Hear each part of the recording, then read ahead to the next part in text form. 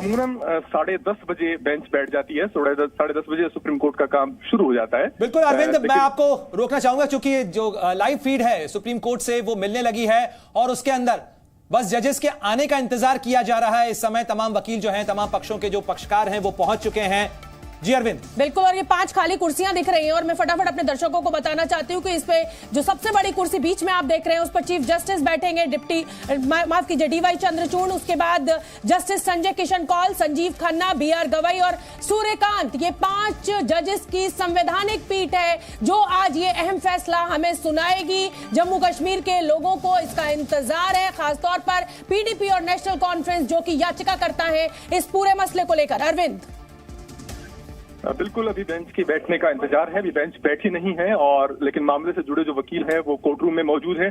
पहली रो में आपको दिख रहे होंगे सरकार की तरफ से अटॉर्नी जनरल आर वेंकट रमनी और सोलिसिटर जनरल जो एस.डी. तुषार मेहता है वो बैठे हुए हैं।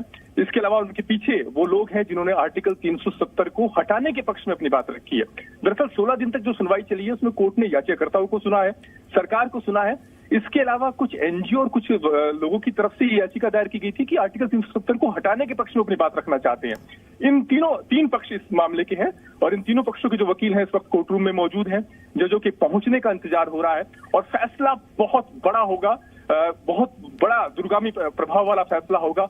और इशू ये है कि क्या आर्टिकल 370 को हटाने का फैसला सिर्फ संविधान सभा की सिफारिश के जरिए ही हो सकता था जो 1957 में खत्म हो गई, या फिर संसद भी अपने अधिकार क्षेत्र का इस्तेमाल कर ऐसा फैसला ले सकती है। बिल्कुल अरविंद, ये बहुत बड़ा फैसला आने जा रहा है और इस समय का अपडेट हम बता दें सुप्रीम कोर्ट से ये सीधी लाइव फीड हम आपको दिखा रहे हैं। इसमें अभी जो 5 कुर्सियां खाली नजर आ रही हैं वो इंतजार जो 5 जजेस की बेंच है उसका, जस्टिस चंद्रचूड़ जो है उनकी अध्यक्षता में ये पूरी बेंच है। 5 जजेस जो भी अपना फैसला अनुच्छेद 370 को लेकर सुनाएंगे उसका इंतजार देश को भी है, जम्मू कश्मीर के लोगों को भी है, क्योंकि जो सबसे बड़ा सवाल इसमें बना हुआ था वो यही कि क्या 370 अस्थायी थी या फिर इसको हटाया जा सकता है। जो संविधान सभा जम्मू कश्मीर की है क्या सिर्फ और सिर्फ उसी के पास ताकत थी जो कि 1957 में खत्म हो गई थी। इसके अलावा कोई सब्स्टिट्यूट नहीं था कि अनुच्छेद 370 को हटाया जा सके। बिल्कुल, और इसके साथ साथ दलील यह भी दी गई थी कि इसके अंदर राज्य का स्टेटस बदलना,